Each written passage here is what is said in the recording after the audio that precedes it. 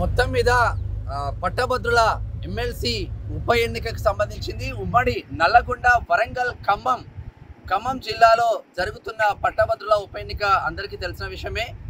ఇక ప్రారంభమైంది, ఓట్ల లెక్కింపు మాత్రం ప్రారంభమైంది. ఎందుకంటే బ్యాలెట్ విధానంలో ఓట్ల లెక్కింపు ప్రారంభమవుతుంది కాబట్టి మొత్తం 52 మంది అభ్యర్థులు ఉన్న నేపథ్యంలో చాలా పెద్ద ఎత్తున బ్యాలెట్ పేపర్, చాలా పెద్ద లాంగ్ పేపర్ ఉంటుంది కాబట్టి ఇక్కడ ఒక్కొక్క పేపర్ బండిల్స్ అన్ని కౌంట్ చేసే కట్టలు కట్టే కార్యక్రమం మాత్రం షురూ చేసిల్లని చెప్పుకోవచ్చు.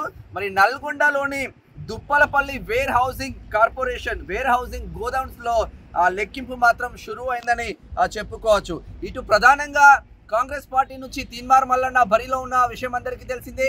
ఇటు బీఆర్ఎస్ నుంచి రాకేష్ రెడ్డి, ఇక్కడ బీజేపీ నుంచి గుజ్జుల ప్రేమేందర్ రెడ్డి, వీళ్ళతో పాటు ప్రధాన పార్టీల అభ్యర్థులతో పాటు ఇక ఇండిపెండెంట్ అభ్యర్థులు బక్కా జడ్సన్, ఇక్కడ అశోక్ సార్, వీళ్ళ ఐదుగురు మాత్రం ప్రధానంగా బరిలో ఉన్న విషయం అయితే తెలిసింది. కంప్లీట్ గా నల్గొండలోని దుప్పలపల్లి వేర్ హౌసింగ్ గోడౌన్ లో ఓట్ల లెక్కింపు మాత్రం షురూ అయిందని చెప్పుకోవచ్చు. రౌండ్ ది క్లాక్ అంటే 24 గంటల పాటు కూడా కౌంటింగ్ జరుగుతుంది. అంటే మార్నింగ్ 8 o'clock కి షురూ అయితే 6 o'clock కి క్లోజ్ అవుతుంది అన్న అది ఏం లేదు. 24 గంటల పాటు కౌంటింగ్ మాత్రం షురూ అవుతుంది. మొదటి రౌండ్ లో బండిల్స్ కట్టే ప్రక్రియ మాత్రం షురూ అయిందని చెప్పుకోవచ్చు. రెండో రౌండ్ లో చెల్లుబాటు అయిన ఓట్లను, చెల్లుబాటు కాని ఓట్లను వేరు చేసే ప్రక్రియ మాత్రం షురూ అవుతుంది.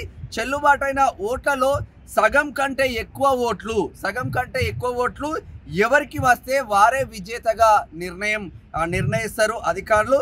అభ్యర్థుల గెలుపు కోట రీచ్ అయ్యేంత వరకు ఎలిమినేషన్ పద్ధతిలో కౌంటింగ్ మాత్రం ఉంటుంది. ఇక రెండో ప్రాధాన్యత ఓట్ల విషయానికి వస్తే, రెండో ప్రాధాన్యత ఓట్ల లెక్కింపు చేపడితే మాత్రం 3 రోజుల పాటు కౌంటింగ్ జరిగే అవకాశాలు ఉంటుంది. అంటే ఈరోజు ఫిఫ్త్ మార్నింగ్ 8 o'clock షురు అయినా కూడా 6th, 7th ఈవినింగ్ వరకు వచ్చే ఛాన్స్ ఉంది. మొదటి ప్రాధాన్యత ఓట్లతో అభ్యర్థి బయటపడితే మాత్రం ఏ అభ్యర్థి అయినా ఈజీగా త్వరగా రిజల్ట్స్ వచ్చే ఆస్కారం మాత్రం ఉంటుంది. ఇక రెండో ప్రాధాన్యత ఓట్లకు పోతే కంపల్సరిగా 3 రోజులు పట్టే ఆస్కారం మాత్రం కనిపిస్తూ ఉంది. మరి రెండో ప్రాధాన్యత ఓట్ల లెక్కింపు మాత్రం 3 రోజులు పట్టే అవకాశం ఉంది. ఒకవేళ మొదటి ప్రాధాన్యత ఓటుతో అభ్యర్థులు ఎవరైనా గెలవని పక్షంలో రెండో ప్రాధాన్యత ఓటు మాత్రం తీసుకునే అవకాశం మాత్రం ఉంది అని చెప్పుకోవచ్చు. మొత్తం మీద 96 టేబుల్స్ మాత్రం ఏర్పాటు చేసిండ్రు. 4 హాల్స్లలో 96 టేబుల్స్ మాత్రం ఏర్పాటు చేసి పోస్టల్ బ్యాలెట్ ఓట్లని కలిపి లెక్కింపు షురు అవుతుంది. ఇప్పుడు ఎంపీలలో ఫస్ట్ పోస్టల్ బ్యాలెట్ ఓట్లు కాబట్టి ఇది బండిల్స్ కట్టాలి కాబట్టి కొంచెం ప్రాసెస్ మాత్రం అయ్యే అవకాశం ఉంటుంది.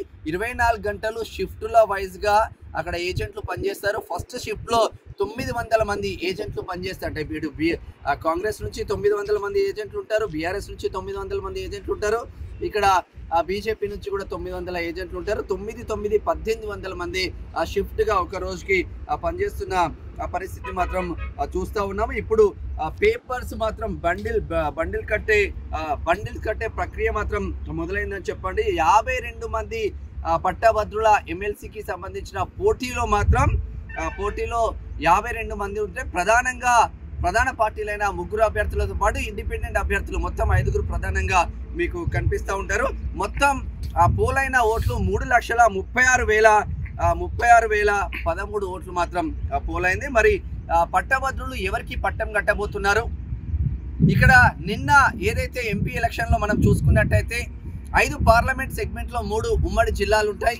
మరి ఉమ్మడి జిల్లాలు 5 పార్లమెంట్ సెగ్మెంట్లో బంపర్ మెజార్టీతో కాంగ్రెస్ పార్టీ అభ్యర్థులు గెలిచిన పక్షంలో ఇక తీన్మార్ మల్లన్న గెలుపు ఖాయమేనా అన్న ఒక చర్చ మాత్రం పొలిటికల్ సర్కిల్లో వస్తూ ఉంది. కానీ పట్టభద్రులు ఎవరి వైపు ఉంటారు అనేది ఒక మీమాంస మాత్రం క్వశ్చన్ మార్క్గా మిగిలిపోయింది. సాయంత్రం 3 గంటల కల్లా ఫలితాలు కొంచెం వెలువడే అవకాశాలు మాత్రం కనిపిస్తూ ఉంది. ఎప్పటికప్పుడు మీకు అప్డేట్ ఇస్తూనే ఉండండి, చూస్తూనే ఉండండి Q News. నేను మీ మేనం శ్యామ్. Thank you.